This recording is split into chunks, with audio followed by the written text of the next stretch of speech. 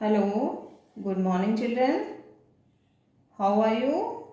Hope all are fine. बच्चों, आज हम हिंदी व्याकरण में पढ़ेंगे पार्ट 7 संज्ञा, है ना। संज्ञा यानी नाउन। सबसे पहले हम संज्ञा की परिभाषा देखते हैं। किसी व्यक्ति, वस्तु, स्थान, भाव आदि के नाम को संज्ञा कहते हैं। संज्ञा क्या होता है? संज्ञा का मतलब होता है नाम। ठीक है। इस संसार में सभी का नाम होना बहुत जरूरी है ना। नाम ही किसी व्यक्ति की या वस्तु आदि की पहचान होता है। सोचो, यदि इस संसार में किसी का नाम नहीं होता तो क्या होता? हम कैसे बुलाते उसे, है ना। ए ओ ऐसे करके तो नहीं बुला सकते, पता ही नहीं चलता किसको बुला रहे हैं। तो हर व्यक्ति का नाम होना जरूरी है। और ये जो किसी व्यक्ति का नाम हो, वस्तु का नाम हो, स्थान का नाम हो, किसी भाव का नाम हो, है ना, इन सभी नामों को हम क्या कहते हैं? संज्ञा। संज्ञा का मतलब है नाम। ठीक है। संज्ञा के भेद। संज्ञा के कितने भेद होते हैं? संज्ञा के मुख्यतः निम्नलिखित 3 भेद होते हैं, है ना। आपने पिछली कक्षाओं में भी पढ़ा है, आपको पता है कि संज्ञा के भेद कितने होते हैं? 3। व्यक्तिवाचक संज्ञा, जातिवाचक संज्ञा और भाववाचक संज्ञा। ठीक है। पहले हम पढ़ते हैं व्यक्तिवाचक संज्ञा के बारे में। देखिए, उदाहरण देखते हैं। क्या उदाहरण दिया है यहाँ पर? सुमित, तुम दिल्ली जा रहे हो? हाँ मानव, वहाँ इंग्लैंड और भारत का क्रिकेट मैच देखूंगा। ठीक है। इस वार्तालाप में, वार्तालाप यानी ये जो दोनों बातचीत कर रहे हैं, इस बातचीत में सुमित और मानव किसी विशेष व्यक्ति के नाम हैं। दिल्ली, भारत और इंग्लैंड विशेष देशों के नाम हैं। ये शब्द व्यक्तिवाचक संज्ञा हैं। ठीक है। यहाँ किसी व्यक्ति का नाम है, देश का नाम है ना। तो ये सब क्या है? हमारे संज्ञा। जिस शब्द से किसी विशेष व्यक्ति, वस्तु या स्थान का बोध हो, उसे व्यक्तिवाचक संज्ञा कहते हैं। बच्चों, किसी भी विशेष व्यक्ति का नाम हो, किसी वस्तु का हम पर्टिकुलर नाम लेते हैं, किसी जगह का हम नाम लेते हैं, तो ये जो नाम है ये क्या होते हैं? व्यक्तिवाचक संज्ञा। व्यक्तिवाचक संज्ञाओं के उदाहरण देखते हैं। व्यक्ति, किसी भी व्यक्ति का नाम हो, सुजय, अब्दुल कलाम, मीशा, अमिताभ आदि। ठीक है। किसी व्यक्ति का नाम हो, चाहे वो किसी लड़के का हो, लड़के का हो, ये जो सब नाम होते हैं ये क्या है? व्यक्तिवाचक संज्ञा। भवन, है ना, किसी बिल्डिंग का नाम हो, कोई फेमस बिल्डिंग है जैसे लाल किला, कुतुब मीनार, हवा महल, ताजमहल आदि, है ना। ये सब क्या है? हमारी पुरानी बिल्डिंग्स हैं, भवन है। तो ये नाम है उन भवन के, तो ये नाम है, ये क्या है? व्यक्तिवाचक संज्ञा। स्थान, किसी जगह का नाम हो जैसे मुंबई, कोलकाता, चेन्नई, शिमला, जयपुर, आगरा, कोटा, ये सब क्या है? नाम है ना, जगह के नाम है पर्टिकुलर। तो ये क्या है? हमारे व्यक्तिवाचक संज्ञा। पर्वत, हिमालय, नीलगिरी, अरावली, विंध्याचल आदि। किसी पहाड़ का नाम हो, पर्वत यानी पहाड़, किसी भी पहाड़ का नाम है। जब हम नाम लेते हैं, यदि हम कहेंगे कि पर्वत, तो वो हमारा व्यक्तिवाचक संज्ञा नहीं है। लेकिन जब हम पर्वत का नाम लेते हैं कि हिमालय पर्वत, है ना, बहुत ऊंचा है, विंध्याचल पर्वत, तो ये सब क्या है? हमारे व्यक्तिवाचक संज्ञा। नदियाँ, नदियों के नाम, है ना, गंगा, यमुना, ब्रह्मपुत्र, कावेरी, सतलुज आदि। जब हम नदियों को उनके नाम से बुलाते हैं तो नाम क्या होता है? संज्ञा। और पर्टिकुलर जब हम नाम लेते हैं तो वो हमारा किसके अंतर्गत आता है? व्यक्तिवाचक संज्ञा में।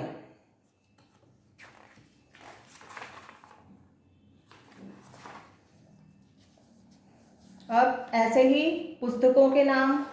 ठीक है। अब इसमें लिखा है, अब आप लिखिए पुस्तकों के नाम। जब हम किन्हीं किताबों का नाम लेते हैं तो उन किताबों के नाम भी क्या होते हैं? व्यक्तिवाचक संज्ञा। ठीक है। जैसे मैं हिंदी की प्रतिभा पढ़ रहा हूँ, है ना, तो प्रतिभा क्या है? पुस्तक का नाम, रामायण, महाभारत, ठीक है। ये सब क्या है, किताबों के नाम जो होते हैं वो व्यक्तिवाचक संज्ञा के अंतर्गत आते हैं। समाचार पत्रों के नाम, न्यूज़पेपर अपन पढ़ते हैं तो न्यूज़पेपर के भी नाम होते हैं। किसी के यहाँ दैनिक भास्कर आता है, किसी के यहाँ राजस्थान पत्रिका आता है, किसी के नवभारत टाइम्स आता है, किसी के टाइम्स ऑफ इंडिया आता है। तो ये जो समाचार पत्रों के, अखबारों के जो नाम हैं, ये क्या है, व्यक्तिवाचक संज्ञा। शहरों के नाम, किसी देश का नाम हो, व्यक्तिवाचक संज्ञा है। किसी शहरों का नाम है ना, कोटा, आगरा, अजमेर, भरतपुर, सिरोही, उदयपुर, बीकानेर, जोधपुर, तो ये शहरों के नाम क्या है, हमारे व्यक्तिवाचक संज्ञा के अंतर्गत आते हैं। ठीक है बच्चों, समझ में आया। जब हम किसी व्यक्ति को उसके नाम से पुकारते हैं, किसी वस्तु को उसका नाम लेकर बताते हैं, है ना, किसी जगह का हम नाम लेते हैं, तो ये जो नाम क्या होते हैं, पर्टिकुलर, जो जब हम नाम लेते हैं किसी का तो वो हमारे व्यक्तिवाचक संज्ञा होती है, क्योंकि हमने किसी विशेष चीज का नाम लिया है। ठीक है। अब दूसरा हम पढ़ते हैं जातिवाचक संज्ञा। इसका भी उदाहरण देखते हैं। माँ, हम बाजार क्यों जा रहे हैं? बेटा, फल, सब्जी और कुछ कपड़े खरीदने हैं। इन वाक्यों में माँ, बाजार, फल, सब्जी, कपड़े आदि शब्द किसी विशेष नाम की जानकारी न देकर उनकी संपूर्ण जाति या वर्ग का बोध करा रहे हैं। ये शब्द जातिवाचक संज्ञा हैं।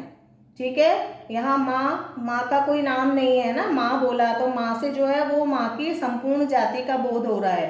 बाजार, किसी पर्टिकुलर बाजार का नाम नहीं है कि हम बापू बाजार जा रहे हैं, है ना, या हम चौड़ा रास्ता जा रहे हैं, या हम जौहरी बाजार जा रहे हैं। अगर हम यहाँ कहते कि माँ हम जौहरी बाजार क्यों जा रहे हैं, तो जौहरी बाजार क्या हो जाता, हमारा व्यक्तिवाचक संज्ञा, क्योंकि हमने बाजार का पर्टिकुलर नाम लिया है। लेकिन हम यहाँ केवल बाजार कह रहे हैं, बाजार कोई भी हो सकता है ना, जौहरी बाजार भी हो सकता है, बापू बाजार भी हो सकता है, कोई दूसरा बाजार भी हो सकता है। ठीक है। तो हमने यहाँ पर पर्टिकुलर नाम नहीं लिया, इसलिए बाजार हमारा क्या है, जातिवाचक संज्ञा। ठीक है। फिर माँ ने जवाब दिया, बेटा फल सब्जी, फल और सब्जी खरीदने हैं उनको। अब पर्टिकुलर ना तो फल का नाम है ना सब्जी का नाम है ना, तो ये क्या है, फल और सब्जी की पूरी जाति का, उसके पूरे वर्ग का बोध करा रहा है। कोई सा भी फल हो सकता है, कोई सी भी सब्जी हो सकती है, तो ये हमारा क्या है, जातिवाचक संज्ञा। कुछ कपड़े खरीदने हैं, अब कपड़े का नाम नहीं है कुछ भी, है ना, कि टी शर्ट खरीदनी है, शर्ट खरीदनी है, पैंट खरीदनी है। कपड़े में कुछ भी कपड़ा हो सकता है। अगर पर्टिकुलर कपड़े का नाम होता तो वो हम क्या हो जाता, हमारा व्यक्तिवाचक संज्ञा। लेकिन यहाँ पर केवल कपड़े लिखा है, अब कपड़े में हमें पता नहीं उन्हें क्या खरीदना है, तो ये क्या है, हमारी जातिवाचक संज्ञा। इन वाक्यों में माँ, बाजार, फल, सब्जी, कपड़े आदि शब्द किसी विशेष नाम की जानकारी न देकर उनकी संपूर्ण जाति, वर्ग का बोध करा रहे हैं। ये शब्द जातिवाचक संज्ञा हैं। समझ में आ गया। एक बार इसकी परिभाषा देख लेते हैं। जिस संज्ञा शब्द से किसी संपूर्ण जाति का बोध हो उसे जातिवाचक संज्ञा कहते हैं, है ना। है तो ये भी संज्ञा ही, संज्ञा का भेद है, लेकिन व्यक्तिवाचक संज्ञा में हम पर्टिकुलर नाम लेते हैं तो वो व्यक्तिवाचक संज्ञा है, और जहाँ हम पर्टिकुलर नाम नहीं लेते किसी चीज का, वो हमारी क्या है, जातिवाचक संज्ञा। जातिवाचक संज्ञाओं के अन्य उदाहरण देखते हैं, जैसे प्राणी, खरगोश, कछुआ, मित्र, शत्रु, लड़की, लड़का, स्त्री, बूढ़ा, देव आदि। ठीक है। ये सब क्या है, कुछ पशुओं का बोध करा रहे हैं, लेकिन इनका नाम नहीं है। ठीक है। लड़की, लड़का, लड़की नाम कुछ भी हो सकता है, लड़का कोई भी नाम हो सकता है। ठीक है। तो यहाँ किसी का भी पर्टिकुलर नाम नहीं है, इसलिए ये क्या है, जातिवाचक संज्ञा। वस्तुएं, सेब, आम, फल, पुस्तक, अलमारी, टोकरी, कपड़े आदि, ये सब हमारी क्या है, जातिवाचक संज्ञा। सेब, पूरी सेब की जाति का बोध करा रहे हैं। सेब तो कई तरह के होते हैं, है ना, अलग अलग नाम होते हैं। कश्मीरी सेब होता है, और भी कई तरह के सेब होते हैं। ऐसे ही आमों की कई किस्म होती हैं। ठीक है। तो आमों की कई किस्म होती हैं, लेकिन यहाँ पर पर्टिकुलर नाम नहीं है। फल है ना, फल, कोई फल का नाम नहीं है, पुस्तक का नाम नहीं है, तो यह नाम नहीं है, तो ये हमें किसका बोध करा रहे हैं? जातिवाचक संज्ञा का। स्थान, शहर, मैं शहर में रहती हूँ। अब शहर में रहती हूँ, शहर कौन सा? कोई सा भी शहर हो सकता है। अगर मैं ये बोलूँगी मैं जयपुर शहर में रहती हूँ तो हमारा व्यक्तिवाचक संज्ञा है, लेकिन जब हम खाली शहर बोल रहे हैं तो ये हमारा क्या है? जातिवाचक संज्ञा। देश, मैं भारत में रहती हूँ, ठीक है, तो भारत अगर हम बोलेंगे तो हमारा व्यक्तिवाचक संज्ञा है, लेकिन देश, देश शब्द से बहुत सारे देशों का बोध हो रहा है, कोई सा भी देश हो सकता है, तो ये जातिवाचक संज्ञा है। पर्वत है ना, अपन ने पहले भी देखा, हिमालय, विंध्याचल, जहाँ पहाड़ों के, पर्वतों के नाम हैं वो व्यक्तिवाचक संज्ञा है, लेकिन अपन ऐसे बोलते हैं वाह सामने कितने खूबसूरत पर्वत हैं, कितने खूबसूरत पहाड़ हैं, लेकिन पहाड़ का कोई भी नाम हो सकता है, यहाँ कोई नाम नहीं है, तो ये क्या है? जातिवाचक संज्ञा।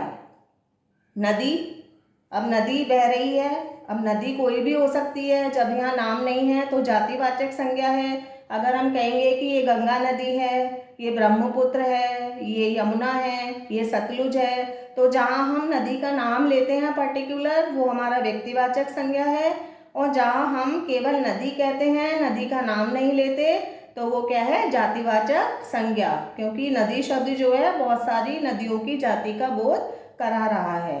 उपवन, बगीचा, ठीक है, अस्पताल, ये सब क्या है? स्थान, ठीक है, यहाँ पर्टिकुलर नाम नहीं है। उपवन कोई सा भी बगीचा हो सकता है, ठीक है, जैसे हम कहते हैं रामनिवास बाग, अमरूदों का बाग, ठीक है, तो ये तो हमारे क्या है? व्यक्तिवाचक संज्ञा, क्योंकि हमने नाम लिया।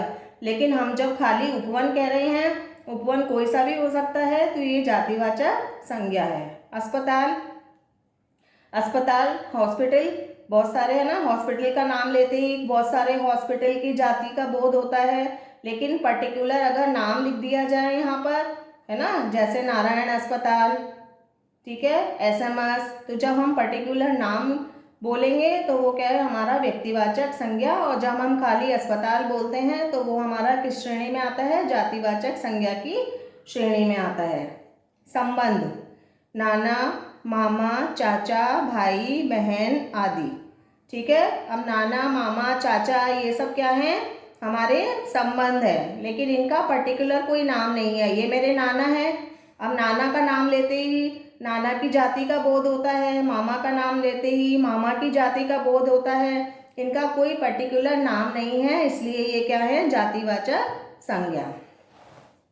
अब आप लिखिए, अब आप इसी तरह से लिखिए कि जातिवाचक संज्ञा में फलों के नाम, है ना, कौन कौन से फल होते हैं, पशुओं के नाम लिखिए, संबंधों के नाम लिखिए, इनके अलावा जो यहाँ दिए हैं वस्तुओं के नाम, ठीक है, ये सब आपको लिखने हैं कि जातिवाचक संज्ञा के अंतर्गत कौन से फल आते हैं, पशु कौन से आते हैं, संबंध और वस्तु, ठीक है। समझ में आ गया व्यक्तिवाचक और जातिवाचक संज्ञा में अंतर। व्यक्तिवाचक संज्ञा जब हम पर्टिकुलर किसी वस्तु, स्थान, नाम आदि का नाम लेते हैं तो वो हमारा क्या है? व्यक्तिवाचक संज्ञा, और जब हम नाम नहीं लेते उनका तो वो हमारा क्या है? जातिवाचक संज्ञा,